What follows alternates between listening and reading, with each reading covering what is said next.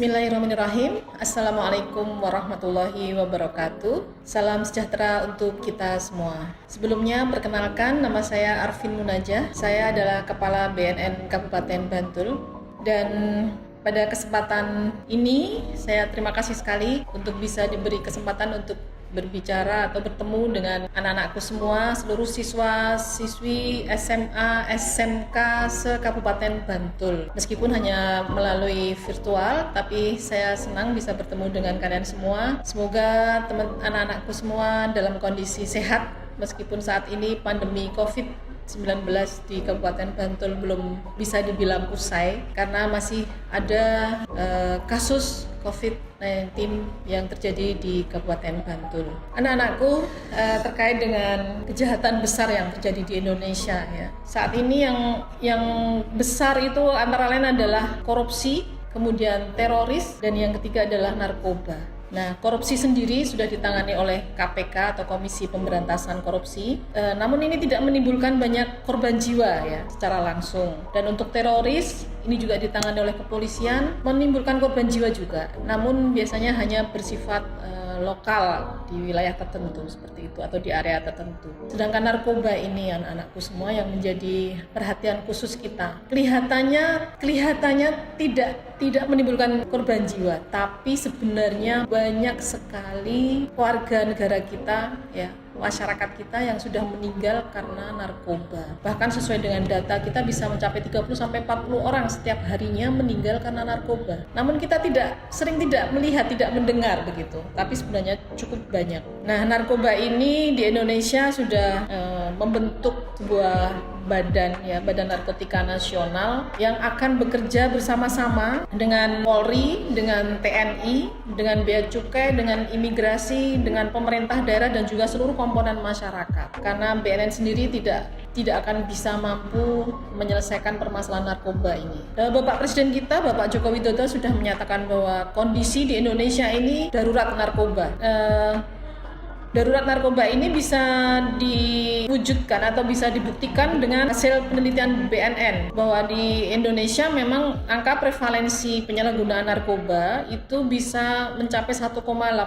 Artinya 1,8% dari penduduk Indonesia ini ternyata sudah menjadi penyalahguna. Itu dari hasil penelitian yang dilaksanakan oleh BNN. Sehingga pemerintah cukup serius dalam menangani kejahatan narkotika ini. Bahkan tahun 2019 kemarin BNN dan kepolisian berhasil menangkap atau mengungkap sebanyak 33.371 kasus narkotika dengan sejumlah barang bukti yang cukup fantastis, antara lain ganja sebanyak 112,2 ton, kemudian sabu sebanyak 5,01 ton selama 1 tahun ini, kemudian ekstasi itu sebanyak 1,3 juta butir dan PCC itu sebanyak 1,65 juta butir. Ini jumlah yang cukup besar, dan jumlah segitu itu bisa untuk merusak generasi bangsa kita dengan cukup parah, sehingga negara kita sebenarnya sudah terancam oleh penjajahan penyalahgunaan narkotika. Jadi narkotika ini bisa dikatakan sebagai penjajah tanpa wajah. Sepertinya tidak nampak, tidak kelihatan penjajah, tapi secara perlahan-lahan mereka merusak generasi muda kita.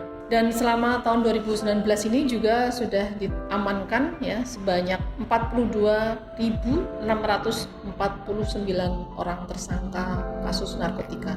Cukup banyak. Anak-anakku, seluruh siswa-siswi SMA, SMK se-Kabupaten Bantul yang saya cintai, saya banggakan bahwa kondisi di Bantul saat ini dari data yang kita dapatkan ya dari Polda juga, bahwa Bantul ini menempati posisi kedua setelah kota Yogyakarta dalam hal jumlah kasusnya. Bahkan di tahun 2020 ini barang bukti yang berhasil kita amankan itu juga cukup bagus. Dari Polres sendiri pernah menangkap 1 kilo sabu, mengamankan 1 kilo sabu, sedangkan dari BNN belum lama ini di masa COVID dan bulan puasa kita berhasil menangkap pengedar dengan barang bukti 30 gram sabu. Itu cukup besar ya untuk wilayah Bantul, 30 gram sabu. Biasanya sabu ini akan dipecah menjadi kecil-kecil karena harganya cukup mahal. Alhamdulillah sebelum itu terjadi di wilayah Bantul kita berhasil menangkap pengedar tersebut. Kemudian kalau kita kita berpikir kenapa barang bukti yang besar ada di Bantul, itu mereka menyediakan barang tersebut itu pasti karena ada permintaan. Jadi ada supply, pasti kan ada demand. Kalau tidak ada demand, tentunya mereka tidak akan menjual. Jadi tentu saja kita berpikir bahwa pengedar itu sudah mempunyai pangsa pasar di sini. Nah, siapa pangsa pasar kita yang ada di Bantul ini? Tentu saja adalah generasi muda kita dan juga masyarakat di wilayah Bantul. Kasus penyalahgunaan narkotika di Bantul ini, bahkan di Indonesia ini yang paling banyak adalah ganja dan sabu. Dan itu dilakukan oleh pemuda dan masyarakat yang masih berusia produktif. Ya. Kalau anak-anak sekolah memang banyak kasus yang sudah ditangani itu adalah kasus psikotropika atau barang-barang narkotika. Psikotropika berbentuk pil-pil seperti itu banyak sekali di Bantul, dan itu ditangani langsung oleh Polres. Sedangkan yang kami tangani adalah khusus narkotika, ya, ada sabu, ada ganja dan sebagainya. Dan siswa-siswi SMA, SMK se-Bantul, Ibu berharap kalian semua jangan sampai mencoba, karena sekali mencoba itu akan sulit sekali untuk lepas. Mereka akan, sifat dari narkoba itu akan membuat adiksi, ketagihan. Jadi sekali mencoba dia akan terus ingin mencoba dan mencoba. Dan para pengedar itu pinter sekali. Mereka bahkan berani memberikan gratis di awal-awal. Tapi untuk pil-pil psikotropika seperti itu yang harganya relatif agak murah, mereka bersedia untuk memberikan gratis. Setelah tubuh kita ketagihan, baru nanti kita diwajibkan untuk membayar. Kalau tidak mau membayar, mereka akan dikenai, ya kadang dianiaya, atau mereka harus bisa menjual barang tersebut kepada orang lain, dipaksa untuk menjual barang tersebut kepada orang lain agar mereka bisa mengkonsumsi secara gratis. Itu yang banyak dilakukan oleh para pengedar. Jadi usahakan apapun yang terjadi, jangan sampai mencoba untuk berbagai jenis narkoba. Dan para pecandu narkoba ini biasanya diawali dengan permasalahan pribadi. Nah, ini yang harus kita atasi, ya. Karena yang namanya menggunakan narkoba itu tidak akan menyelesaikan masalah. Masalah kalian itu akan bisa diselesaikan atau dibantu dengan berserah diri kepada Tuhan, dengan konseling kepada Bapak Ibu guru, dengan curhat kepada orang tua kita atau orang-orang yang bisa kita percaya. Kalau itu tidak dilakukan, bahkan lari ke dunia narkoba, itu tidak akan menyelesaikan masalah, justru akan menambah banyak masalah. Karena mereka yang menjadi pecandu narkoba itu tentu saja pola hidupnya, berfungsi sosialnya akan terganggu semuanya. Bahkan untuk keuangan, mereka akan butuh banyak uang yang itu akan menyebabkan berani berbuat kriminal. Kalau itu sudah berani berbuat kriminal, tentu saja akan sering berurusan dengan polisi, dengan hukum. Apalagi kalau sampai barang-barang yang mereka konsumsi atau mereka jual itu sifatnya adalah masuk dalam golongan narkotika, tentu saja akan berurusan dengan kami. Namun di kantor kita di BNN ini bisa ada 3 seksi. Saya sampaikan ada 3 seksi yang mempunyai beberapa tupoksi. Antara lain di seksi pencegahan dan pemberdayaan masyarakat, ini bisa sering melakukan sosialisasi, bisa mengajak membentuk kader, membentuk relawan ke masyarakat atau ke sekolah-sekolah. Sedangkan untuk seksi rehabilitasi ini bisa membantu teman-teman semua, anak-anakku semua yang sudah terlanjur mengkonsumsi atau menjadi penyalahguna narkoba. Jadi jangan takut-takut kalau misalnya salah satu di antara kalian ada yang sudah pernah atau sudah menjadi pecandu atau penyalahguna narkoba, kalian bisa datang ke kami, tidak kami tangkap, kami akan membantu untuk program rehabilitasi secara gratis. Itu yang bisa kita lakukan. Kemudian ada satu lagi seksi pemberantasan yang memang ditangani langsung oleh bapak-bapak dari Polri yang bertugas di BNN ini, dan mereka siap melakukan penangkapan atau kalau ada informasi dari masyarakat, kita bisa melakukan penangkapan untuk seksi pemberantasan.